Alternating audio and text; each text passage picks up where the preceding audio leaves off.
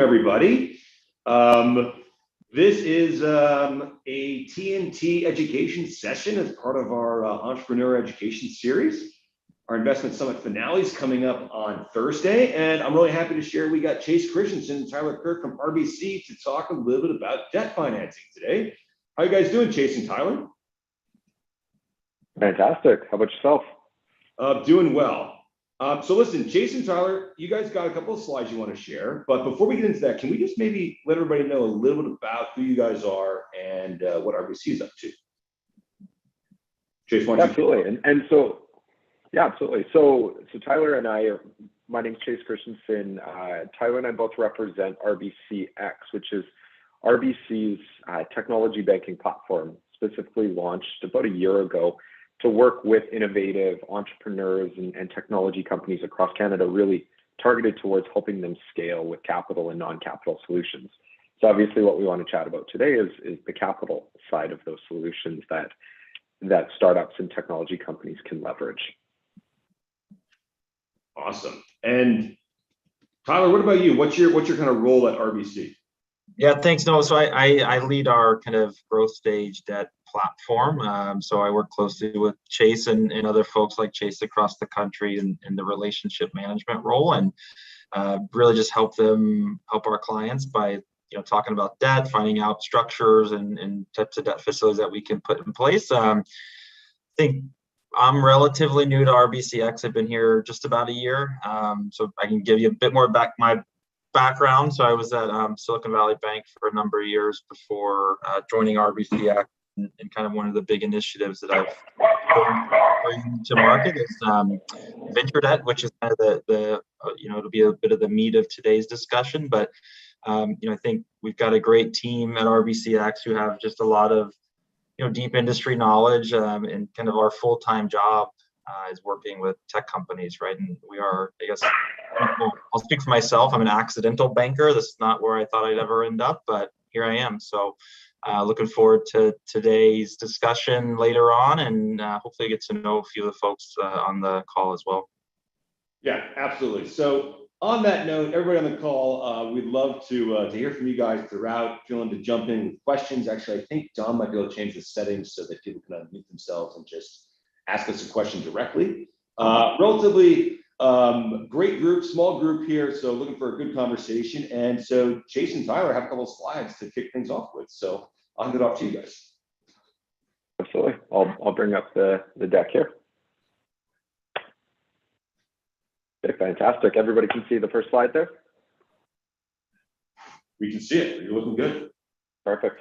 Yeah, so as Tyler mentioned, we really wanted to dive into debt and how startups and technology companies can leverage debt to help them scale their business rather than just focused on just the pure equity side, like I know obviously dominates a lot of the conversation. So we're going to dive into a couple of different products that we typically see leveraged to support those companies. We already gave a little bit of our background, so we're not going to spend too much time on this slide unless there's anything else that you wanted to mention. But I mean, to give a little bit of a background, as Tyler gave on his role, my role is boots on the ground here in Edmonton. So getting to work with some truly incredible Edmonton technology companies to really support them in their growth journey. And then, so the agenda of what we wanted to topic today is just really what you want to look at when you're doing early stage debt or you're looking to leverage early stage debt. What some of those types are. There is quite a difference between the general kind of debt products and financing that you'll see for, say, traditional or later stage companies than there is for early stage venture backed or technology companies. How we recommend that you come to your banker to really better leverage and be better prepared to go into that debt discussion. And then really some of the key takeaways is really what are those types of lending products that are available, some of the pros and cons of them, as we know it's not a one-size-fits-all solution. What are your expectations of your bank, the same as your bank has expectations of a client? And then how do you best choose a banking partner, as it isn't a one-size-fits-all solution. It's not just who can give me the most money or who can put a facility in place for me. So in some of the pros and cons of it, when you are looking at debt financing, some of the benefits compared to, say, equity capital, is that it is going to be less dilutive and ultimately for a fast growing company, going to have a lower cost of capital. It does provide that operational flexibility with some pretty favorable terms. You can have capital that's locked in or committed. You are leveraging capital off of somebody else's balance sheet to help you grow the business. And it really does align you with your banking partner. So you can have that partner on your team to help you scale, where you do have more of a partnership rather than a transactional relationship. And then we really do recommend the partnership with the bank that has that network and brings more to the table than just the capital, using, I mean, as we chat about in equity all the time, or capital side of it, smart money for the debt. But do keep in mind that debt is a legal obligation, that it does have to be repaid. So you do want to be able to see that cash flow. Banks do traditionally take a first lien on all assets. You want to make sure that you tap into kind of the broad financial partnership, not just the debt side of it. There are going to be some different expectations than perhaps an investor will have. So you need to be prepared for the financial reporting, some of those covenants that may be put in place, and that there are going to be some additional metrics to hit there, and that you do want to look at partnership beyond debt. So I'll pass it over to Tyler, as he's our resident expert on all things venture debt, and he can dive deep on this. Thanks. And Chase, I just maybe reiterate for the group, I know, you'll see the term partnership, I think, come up numerous times throughout the presentation. I think, one of the things early stage businesses keep in mind, like your bank can be a really good partner as they access, their network, obviously capital, and to Chase's point, that's just, one piece of it. So we really want to drive that point home, and it's not to be, too self-serving or repetitive, but really going into it and viewing it as a partnership and not necessarily just a transaction, I think is how we've seen, our companies that are most successful, that we're able to kind of scale and grow with long term. I think we view it very much that way. So just hit that home. So we'll dive into venture debt. I think I'm sure most folks are, probably heard of venture debt or have an idea of what they think venture debt is, or what, how they understand it. But I think what we're going to focus on is really how RBCx defines venture debt in our views. And as we mentioned at the top, just if there's any questions, feel free to jump in with them. But really, when we think about venture debt, we're thinking about it as term loan financing to venture-backed companies. And I think that's the biggest gating item for true venture debt, is that it's typically only available to companies that have raised institutional venture capital money. And really, venture debt's coming on to augment that capital raise, to extend your runway by, call it, 3 to 6 months. And really what that does, it gives a company additional, operating leverage or operating room to continue executing against milestones. And then in the upside, that gives a company longer time to hit, even if everything's performing to plan, company can hit that milestone, and then be able to continue executing against that plan without having to go back to the capital markets and raise additional equity. And the idea is that it helps you put off that equity raise, again, 3 to 6 months, which at the end of the day, it helps founders, early investors retain ownership. It's less dilutive than kind of additional, or can make equity less dilutive to kind of get to the same point.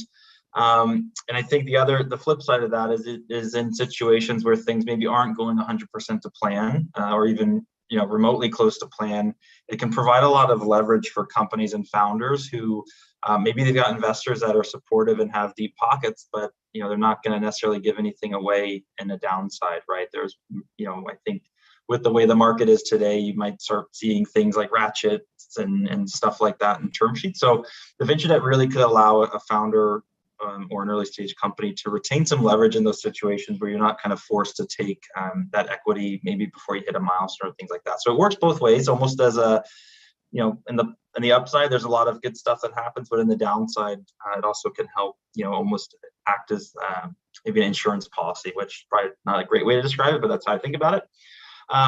One important thing, I guess two important things. One, venture debt, as we think about it, has no financial covenants. So the bank's really getting comfortable with the company's ability to continue raising capital. And the way the bank would look at that is like, okay, how fast is this company growing? What are their, if it is a company that has some traction, what do the metrics look like, depending on the business model?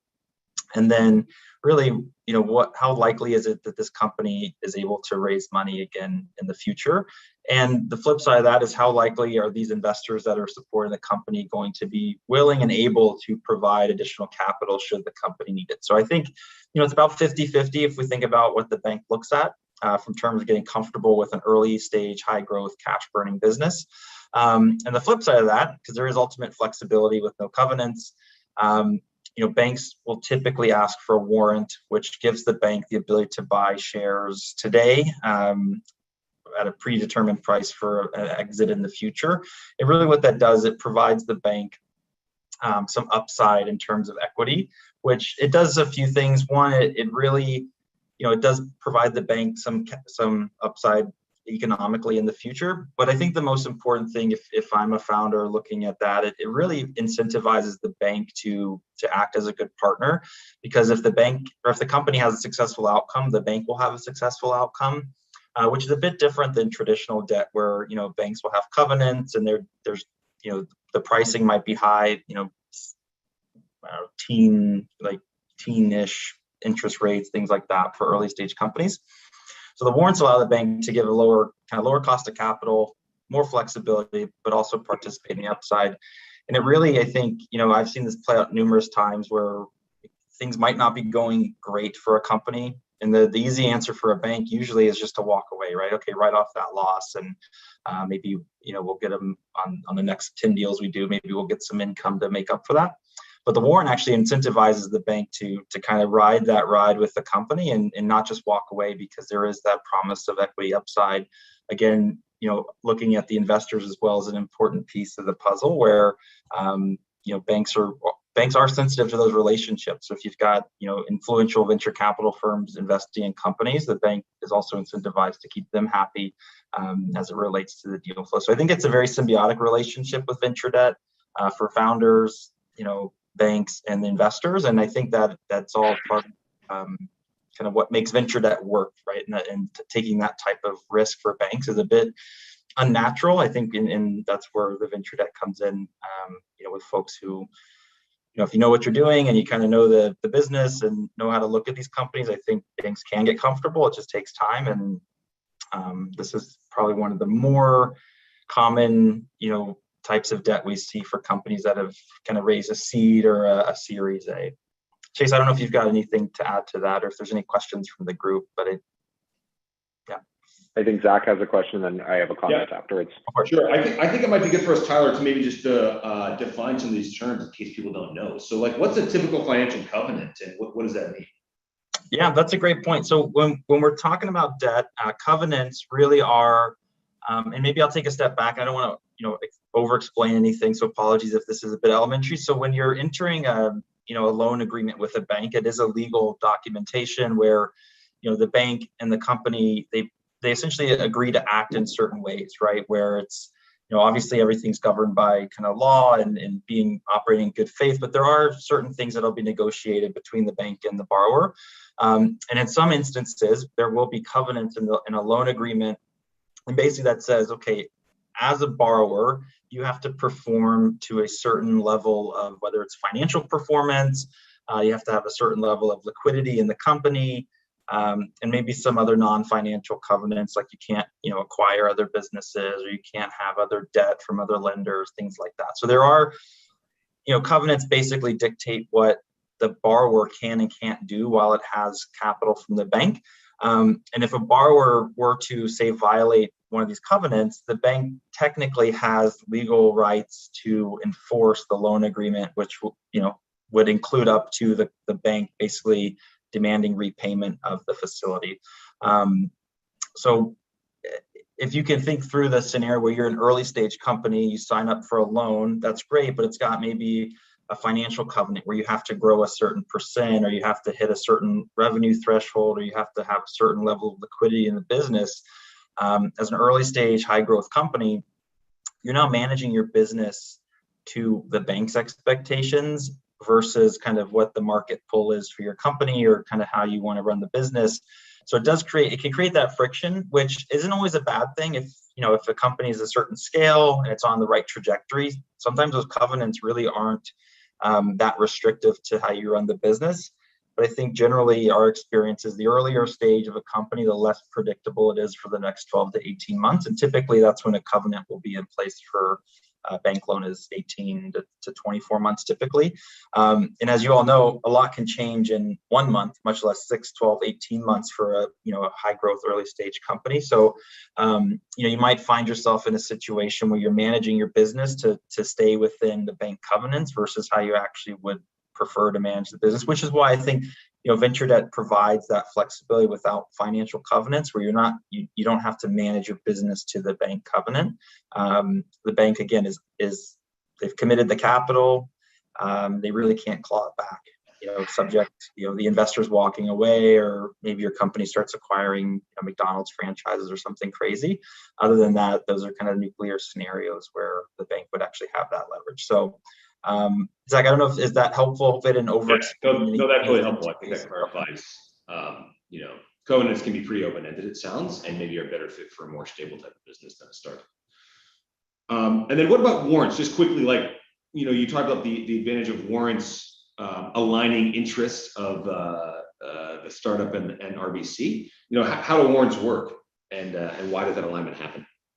Yeah, so I think we looking at it as kind of the if you look at it from a risk perspective, right? That's how most banks will evaluate things, as kind of the risk and reward in some ways, and how a bank can either mitigate risk, reduce risk. I don't think we ever intend to eliminate risk. I don't know if that's actually possible. But when the bank looks at a company that's growing quickly, which is great, has equity backing, great, but is also burning cash, it starts to say, okay, where's the repayment of this loan coming from? And for most venture debt, the repayment of the loan is going to be that next round of equity, or some type of exit if you're kind of a later stage company, after post Series B, C, sometime along there, whether that's an M&A transaction, an IPO, or some other recapitalization by a PE firm or something to that effect. So that's really the 4 ways that the bank thinks about getting repaid, which is, I'll say traditionally banks look at cash flow to repay kind of loans, right? Where your business is stable, it's generating a certain amount of net income or EBITDA or cash flow to service that debt and eventually pay it down. Obviously, most venture-backed high-growth companies are burning cash, which you can't really rely on that to repay the loan. So that's maybe high level where the repayment comes from. And basically the way the banks look at that is as essentially akin to equity risk, right? Where equity investors are coming in, they're putting in capital, and they're saying, okay, hopefully if everything goes right, we'll 10x this investment, we'll have a big exit, and that's, everyone's happy. Banks look at it a bit differently. We're really just trying to get our capital back on most of our loans, if we can, and then the warrant, it comes in to compensate for that equity risk, because if we have a portfolio of these earlier stage companies, the reality is some of them will fail and the bank will lose its money, which we're going into it with the expectation that's how it operates. So you look at it on one way on a portfolio approach. Hopefully over time the bank has made enough smart bets with good investors, good companies, that there are some exits that offset those losses, which that's great. If the bank can offset some losses instead of writing them all off, that's good. But the other thing that it does is it really helps the bank say, okay, if a company's in a tough spot and we can help them maybe through this chasm, whatever it is, or cross the chasm, 12, 18, 24 months in the future, there may be an exit where the bank is rewarded essentially for being a good partner and working through this situation with a company beyond just getting the principal repaid. Because I think most banks, and RBC included, we will take an all asset lien on a company. And I think for more historical, traditional types of financing, if the company's not doing well, the bank would come in, take over, maybe force a liquidation or bankruptcy or something to that effect. And having that equity upside when companies are on that bubble really helps the bank, or it doesn't help, it incentivizes the bank to not kind of take those actions to force a company's hand to do things when maybe the investor and the board are working through issues. So hopefully, I don't have a great example that I'm able to share publicly of when this has happened, but hopefully that gives a little bit more context around what we say when we say it incentivizes the bank to be a partner. All right, thanks, Tyler. Chase, did you have a final comment? Maybe we should move on to the next slide, though. Just keep an eye on the time here. We got a lot of things to cover. Yeah, absolutely. No, and the only other thing that I'd want to add on this is just because I know at the top there, venture-backed companies, and just to make sure that there's a little bit of color on that comment too. And so when generally the industry, when we look at venture debt and venture-backed companies, it's generally going to be that priced around a Series A raise is kind of where venture debt really starts to come into play. Sometimes a little bit earlier, but that's generally kind of the watermark that's used on that. So I just wanted to drop a really quick comment on that. Yeah. So yeah, Tyler, back to you.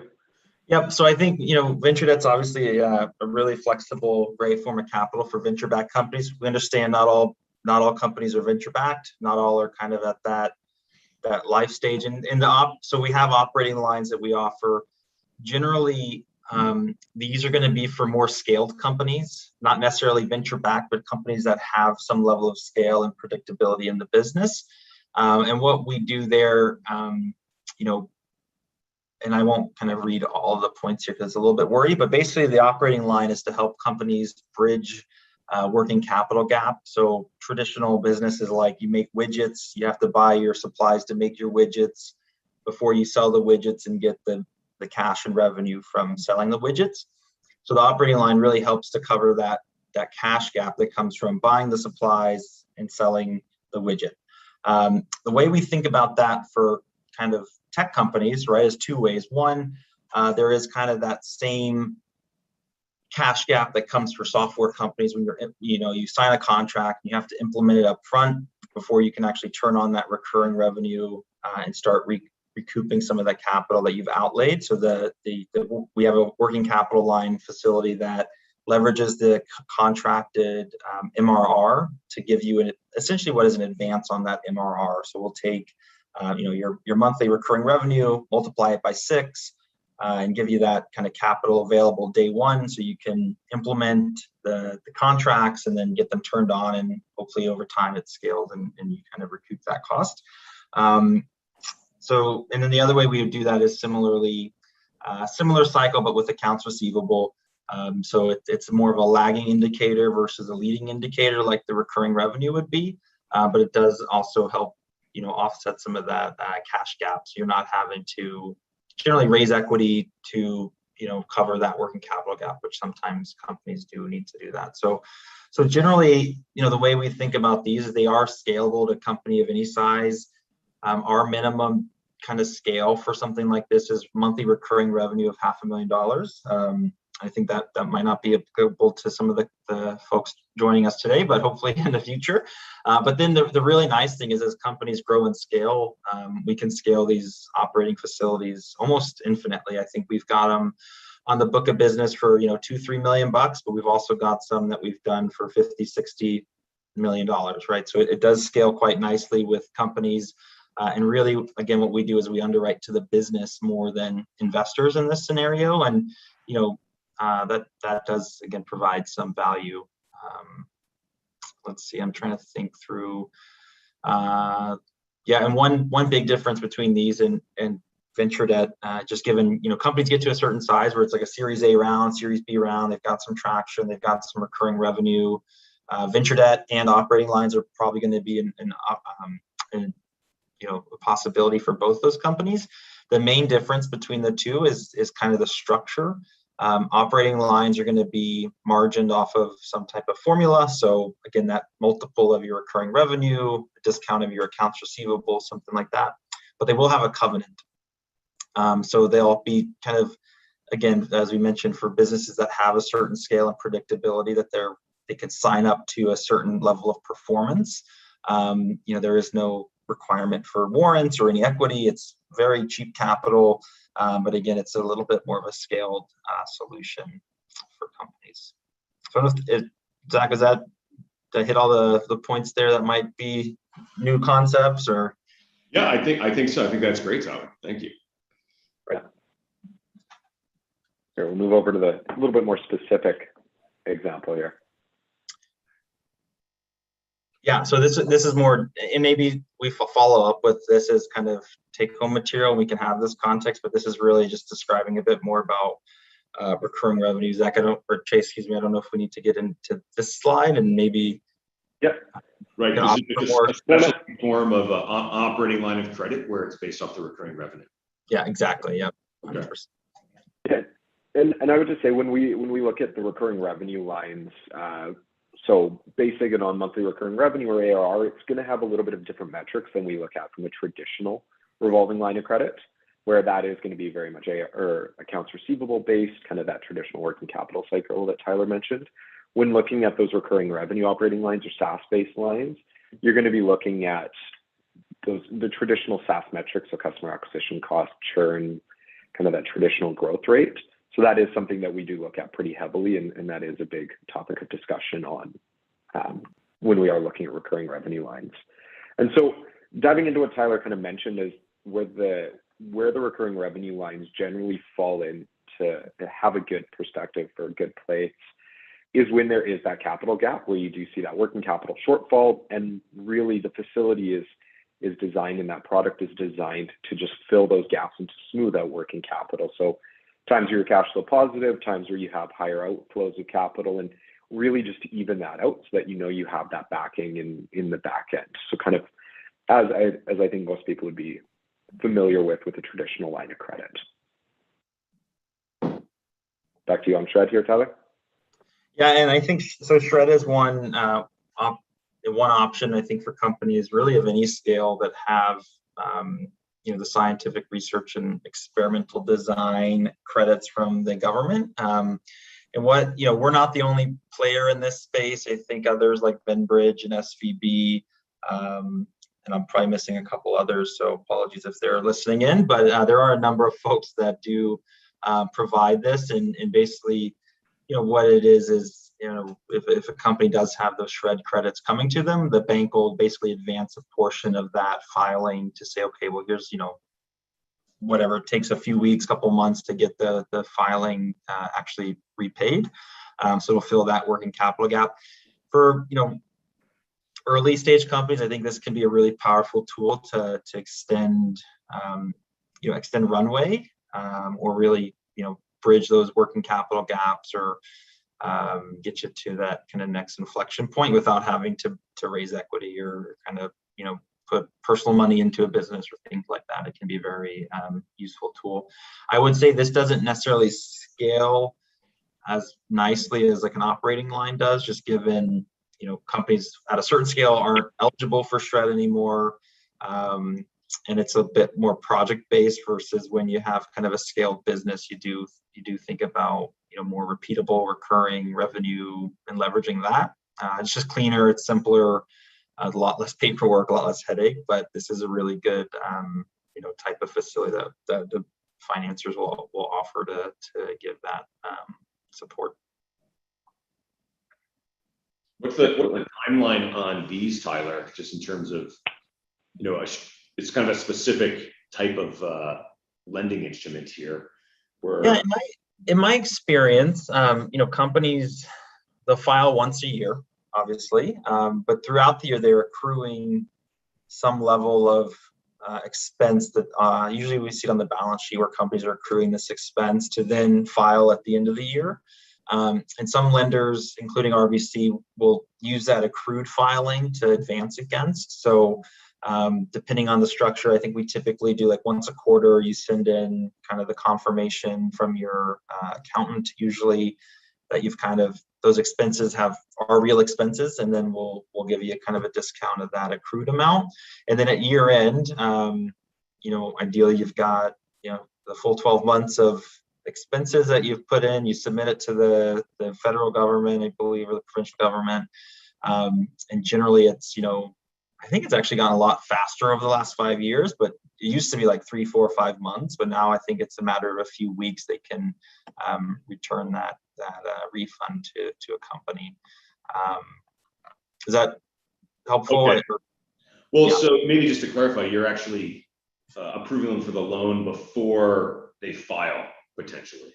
Because And usually that's a great question. The way we typically look at this is companies would have, a year or two of some like some level of track history. record of successful shred grants. Exactly, and saying, okay, regardless of the amount, you've shown the ability to, track your expenses, file them with the the government, and then get a meaningful portion. I think it's usually like 95, 100% in there is typically what we see companies receive. So basically your point, just confirming that you have systems in place to track it accurately and do the filings without the authorities coming back and saying, whoa, we can only give you 50% of this filing or something to that effect. Okay, thanks, Todd. Roger asked us a question about this. He says, what are the revenue restrictions for this type of lending? Yeah, so there's no real revenue threshold for shred facilities. Most lenders, it's going to be more handicapped by the lender's appetite from like a minimum deal size. So that's less about revenue. That's more about your shred spending and kind of how you think about that. So, I think I've done numerous facilities like this in my career to companies that have zero revenue, right? Where they have kind of, obviously there's some level of investment that provides the capital to invest in product and, building a company, but you don't necessarily have to have it commercialized or have that traction to qualify. Yeah, okay, great. And then this just prompted one other thought from me is that, so are you releasing this as like a one-time loan, or are you like providing money like monthly to the companies? Yeah, so we'll put it in place usually for like 1 year or 2 year periods. And then the companies, the way we do it, would be able to access the facility on a quarterly basis. So saying, hey, here's, over the last 3 months, here's our spend, here's how we've accounted for it. We'd like to draw on the facility, the X dollars. Yeah. And generally there's going to be an amount of the facility kind of committed up front. So it's not something that kind of grows over the course of a year. It's kind of like, hey, what's your expected, shred filing for this year? How much did you do the last couple of years?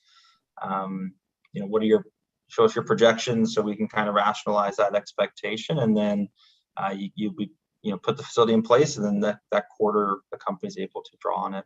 And the idea is that once a year, when you receive the repayment from the province or the federal government, you're paying down the loan and then kind of using it to borrow back up throughout the year again. So it's not meant to be kind of permanent runway extension. It's really, really meant to help solve that gap of investing in your product and then getting the money back at the end of the year.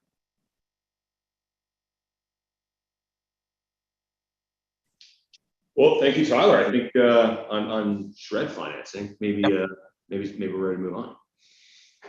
Absolutely. Yeah, and so we really wanted to also spend a few minutes chatting about just what companies and founders and entrepreneurs should really look at when they're looking at their financial partner as well. The same that you do a lot of due diligence on your potential investors, on who you want to join your team, the same you want to make sure that you're doing that same due diligence on choosing the right financial partner. And so, as Tyler mentioned, a lot of the products that we've kind of chatted about today, shred lending, venture debt, are going to be something that are offered by quite a few players in the market. And so you really want to make sure that when you're doing that, you're going for the smart money and the smart partnership there. And so really, we always recommend to take a look at how is financial partner, how are they viewed in the market? Are they there long-term? Are they doing a short-term strategy to win business in the market and then pulling back? And so how are they compared, or what's the reputation in the ecosystem with investors? Can they make introductions for you? Things like that. What are some of the products? Do they have those specific products, such as that very tailored venture debt product, which, as Tyler's background is, it's more common in the US, is now becoming more and more common in Canada, but is still a relatively new entrant to the Canadian market. And so really having those products that are tailored, is your partner going to be a specialist or a generalist? Are they going to be, do they understand your journey, knowing that the challenges in technology and life sciences and clean tech are very different than a company that manufactures widgets out in Leduc or Nisku here? And so how do they know that business? Do they understand it, the industry that you play in? And then as well, how willing are they to be on your team when things aren't going to plan, knowing that as it's tough to know exactly what's going to happen a couple months out from now. I mean, I don't know if anybody would have predicted everything that's going on right now in the markets. And so how do they act in those circumstances? And references are a fantastic thing. It's the ecosystem we all take part in is a very small place. So feel free, ask around, ask for references, get an idea of the individuals you're going to be working with, as it really is that relationship and not just kind of the transactional, hey, here's a loan, here's a check, we'll wash our hands of it, pay us back eventually, we're good to go. It's building that partnership for a long-term, successful relationship rather than just that transactional one. That's really kind of brought us to the end of what we wanted to really talk about today. Tyler and I are both happy to dive into anything a little bit further if there's any questions that do pop up in the Slack, or even if anybody wants to take themselves off mute, ask a question directly, have some dialogue. We're happy to chat. Yeah, okay, well, thanks, Chase and Tyler. I might kick off the question period while people are thinking, which is, what would be like the typical profiles of companies that might be a good fit for the different types of instruments that you mentioned? I think at Startup TNT in our community, we see companies ranging from ideas on paper, just starting to figure things out, up to probably late seed stage, and then later on in their life, they might be at a Series A stage. So kind of just like that's kind of the range of companies that we're most familiar with, and also all sectors represented. So all different types of technology companies, ranging from life sciences to consumer products to B2B SaaS, of course. So any general guidelines on the right type of fit for those different loan instruments? Tyler, do you want to take it? Yeah, no, so I think it's a good question. I think so I guess our thesis is that, we really want to work with companies that are driven by, IP. They have disruptive business models. Generally for like venture debt, obviously venture backed is a big key there. But there's not really a size of company. I think generally it's harder to lend money to, like the earlier stage of company is the harder it gets to lend money, right? Because there's less history, there's less traction, there's usually less scale, less assets, things of that nature. But that said, there's no revenue threshold to venture debt, for example. It would kind of be like if you've raised seed money from a reputable investor that has a good track record, typically that's something that could be available to an early stage company. Operating lines, they're just the way they are designed and structured, naturally they require a bit more scale. I'd say probably that 4 to 5 million in ARR, which is usually kind of seed Series A company in today's market. And then, on the shred piece, there's really no revenue threshold or requirement for investors, as we've kind of mentioned. I think on that, specifically, we do look for companies that have at least 12 months of cash runway. And the theory is that, for us to be able to lend against a claim, the company has to be able to at least get to the point where they can, receive that claim, right, and be kind of solvent. So it's really around, I think liquidity, runway, investor support are really the gating items for all of these products. There's not necessarily, we don't say, okay, we have to have at least a Series B or at least a Series A or at least, X dollar of capital raised. Because for venture debt, for example, we're typically doing 25 to 30% of the equity raise augmented as debt. So, if you raise $2 million, right, we could probably get something there as long as we're not the largest check. If you raise 50 million, you could do a larger facility. So I think everything is really scalable in its own right with the type of company, the stage of the company, again, liquidity and the cash runway. So I know that's more of a non-answer than an answer, but it kind of does depend on, the type of company, who's backing it, the runway, the scale, all those things go into play. Yeah, okay, no, thanks, Tyler. All right, why don't we talk for a minute about what the process looks like from the entrepreneur's perspective? They're looking at getting a debt instrument. What does that process look like going through the due diligence with RBC? They go through due diligence to raise money for a private investor, but they also have to go through due diligence to, get approved for a loan. Yeah, I think the earlier the stage of a company, the more different it'll probably feel from the investor diligence. I think generally, company that's Series A, Series B, the bank's going to ask for 95% of the same diligence that an investor would ask for. Really want to understand who's backing the business, the market opportunity, traction, what's driving the value of the business, why the investors are putting money in. If they're, we're going to expect there to be, at least 12 months of projections from P&L and balance standpoint, or balance sheet standpoint, excuse me. So a lot of that stuff would be very akin to what a growth stage or maybe some early stage investors would look for.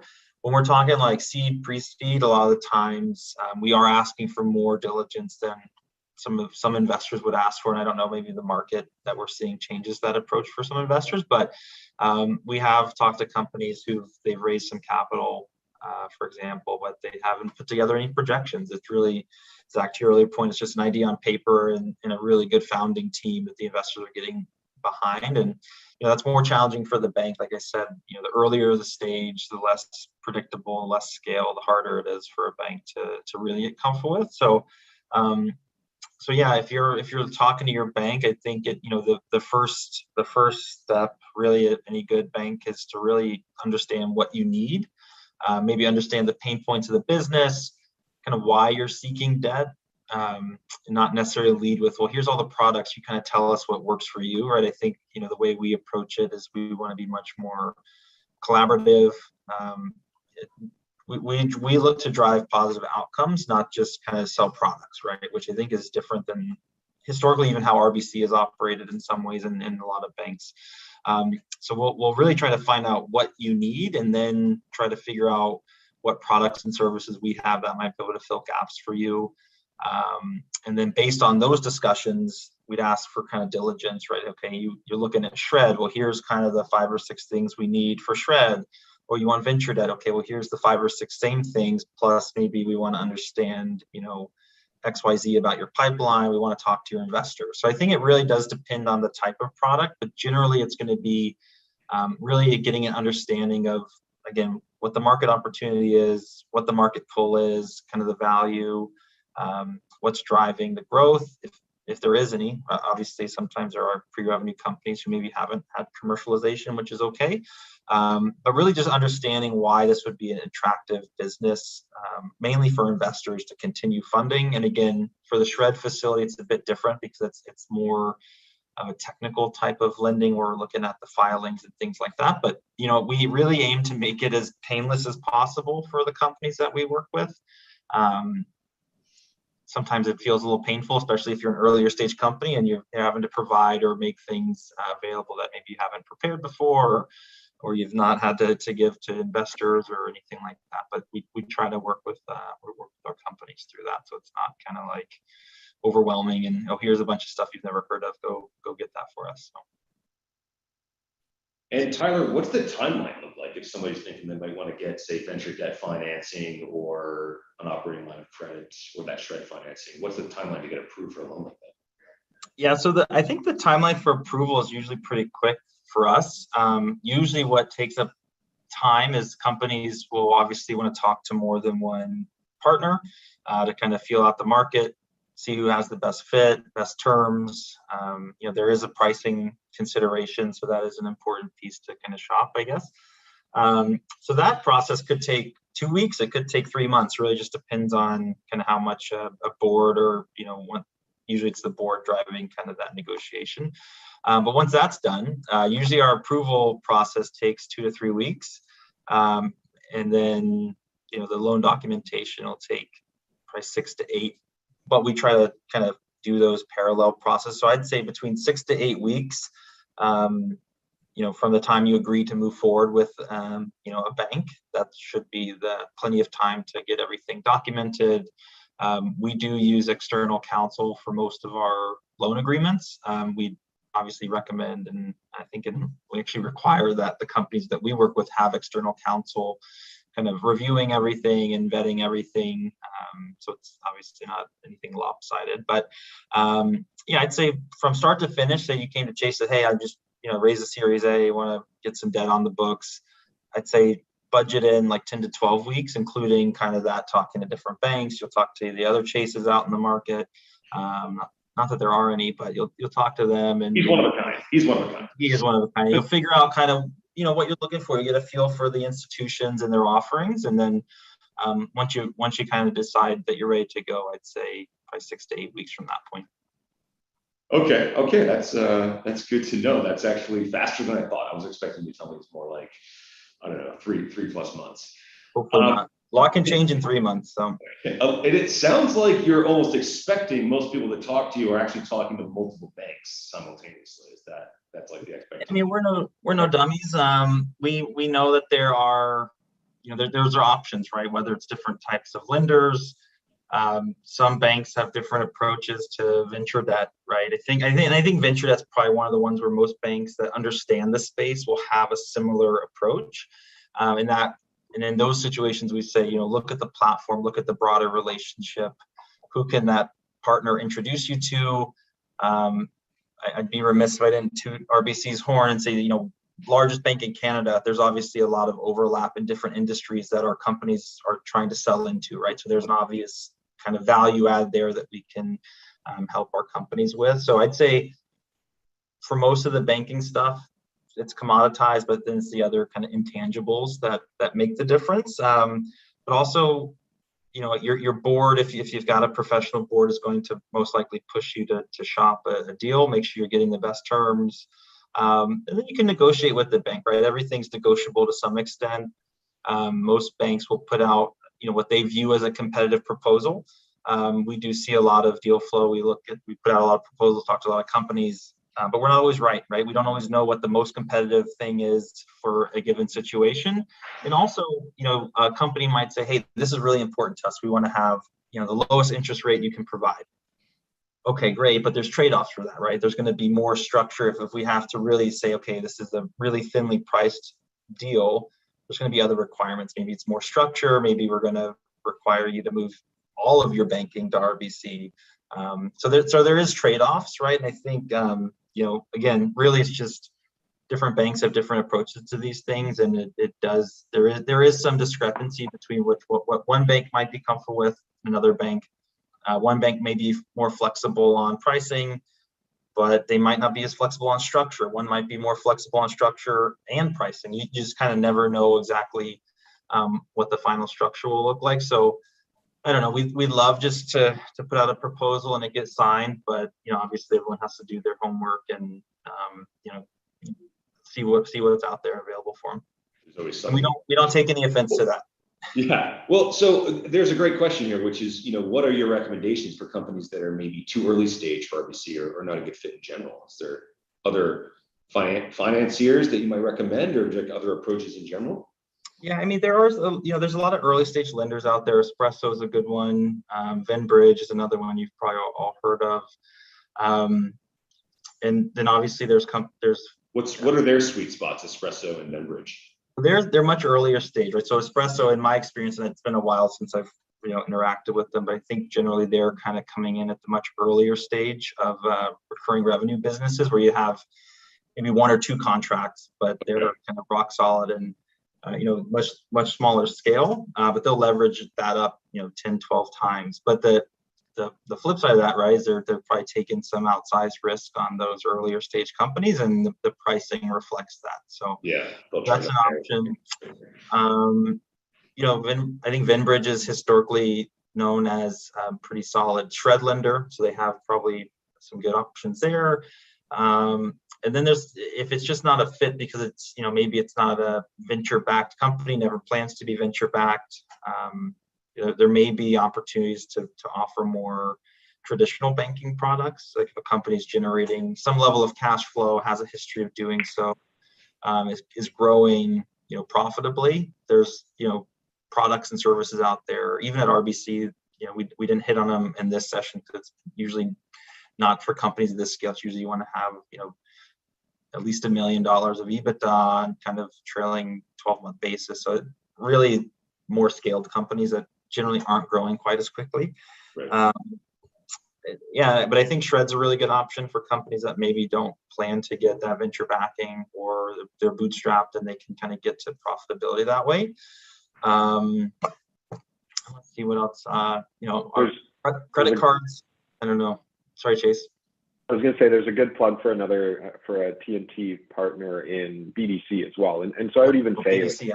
the relationship and I mean, it's speaking to the relationship with your banker and your financial institution is a lot of the bankers like ourselves, we have relationships with effectively all of the major lenders and alternative lenders across Western Canada or across Canada. And so somebody says, hey, we want to chat with Espresso, we can make an introduction to Mark Gilbert there. If you want to chat with Bridge, we know Garen Hellman at the team and the team there really well. So really having those different tools, I mean, as Tyler was mentioning there's some other early stage products like early stage credit cards, which are obviously something that's important for founders, obviously, as I think a lot of founders do for far too long, often put purchases on their own credit cards or have that tied into their personal name. So there are a lot of other products that maybe aren't just a kind of traditional, here's a big loan or a term facility or an operating line that can help out, but as well, other partners in the industry, happy to make any introductions and have discussions about as well. Yeah, and actually, thanks for bringing up BDC, Chase, another TNT sponsor, as you mentioned. And actually, they have a couple of very specific programs for quite early stage entrepreneurs, like Futurepreneur, which is run in partnership with BDC, provides relatively small loans to early stage businesses. If anybody out there, that's a good program to look at. Yeah, we're actually big partners with Futurepreneur as well because they're. Oh, you are? Okay. Okay. For some reason, I thought they were primarily part of BDC, but they're part of you guys as well. Great. Okay. Any final questions from the audience? We got a couple minutes left here, but we're kind of nearing the wrap-up stage. If there's any final questions, feel free to share them in the chat right here. I just had a question about. It seemed like I guess I maybe didn't understand this, but it seems to be a lot of focus around tech and software companies. Like, are you lending to other types of companies? Like, is it the same sort of structure? Like, or does that change based on the type of company that you're running? Or I think, Roger, this talk was geared towards an audience of like tech and scaling companies, but Tyler and Chase, if you wanted to touch on like your general lending products for Roger's benefit. Sure. Yeah, Tyler, do you want to take it? Or, I mean, I can even say like our group itself is really, as Tyler mentioned earlier, is targeted around those companies that are developing their own IP, monetizing that IP, and generally have the propensity to be venture backed or are venture backed. We do work with our broader team as well that does look a little bit more traditional. So if there's something that is in the more traditional industries, that's exactly what that group, we have strong partnerships with those groups as well, and really do look at that as a partnership approach. Our group itself, and that's the reason why we kind of tailored the talk around that, is really on that high growth tech. So we'll look at that as kind of really anything that's changing the industry they're in, has that heavy focus on intellectual property. So you'll see that in kind of anything that you can augment with tech, clean tech, ag tech, fintech, software, hardware, life sciences. So that's kind of our broad target that we look to work with. Thanks, Chase. Thanks. Yeah. And maybe just one final thought, Chase, just so everybody knows, like what is RBCx within the bigger RBC family? Some of a new initiative that you're part of. Yeah, absolutely. And so RBCx was launched a year ago, and it really is this platform. It's a national platform of now 100 people. We have some exciting changes that'll be coming out within the next few months here as well. We're excited to share publicly, but really a platform that's targeted to work with nothing but the most innovative companies in Canada. And so really targeting with both capital and non-capital solutions and building out a stronger platform behind it to support clients. Really focused on that more than capital side of it. I know obviously the discussion today has been around debt and capital, but really bringing to the table a lot more than just capital to support those companies. So it's the network. The largest bank in Canada comes with a pretty massive network, 100 individuals coast to coast that work with exclusively technology companies in this industry. So it's 100 backgrounds, 100 stories to bring to support our clients, and 100 networks to leverage there. As well as bringing to the table other offers, other supports to help companies scale, be it operational specialists. So we have some incredible team members that can help our clients out with marketing, with kind of message amplification, with raises, things like that. We have partner marketplace where our clients get access to some discounts with some great partners like Amazon Web Services, Google Workspace, things like that, some law firms, accounting firms, and really just being that better partner to help our clients scale and being there on all aspects of the journey, not just to say, hey, come and chat with us when you need a loan or come and chat with us when you need a credit card or a bank account. It's, hey, you have a question, you have a problem, come and chat with us. We'll leverage our network to see what we can do to help out. If it's, hey, we need an IP lawyer, if it's, we need an introduction to an investor, if it, whatever it may be, that's what our platform is designed to support. Thank you, Chase. Okay, we're just at time here. So listen, guys, I want to give you a big thank you for both supporting Startup TNT in general, RBCx, and also joining us today to talk about the different products available to entrepreneurs. And maybe Chase and Tyler, what's the best way for entrepreneurs to get in touch with you if they want to learn more? I can speak for myself. Best way to get in touch with me is, I mean, I'm at all of the TNT summits, so I'll be there on Thursday. Fire me a message on LinkedIn. Always happy to connect. Go for a cup of coffee. Take advantage of Startup Edmonton's phenomenal coffee machine there. Tyler, I'll pass it over to you. Yeah, no, unfortunately, I'm in Toronto. Maybe one of these days I'll make it out for a TNT event. I'd love to do so. But in the meantime, LinkedIn is great. My email was at the top of the deck, so hopefully, if that gets circulated, great. If not, it's just Tyler.Kirk@rbc.com.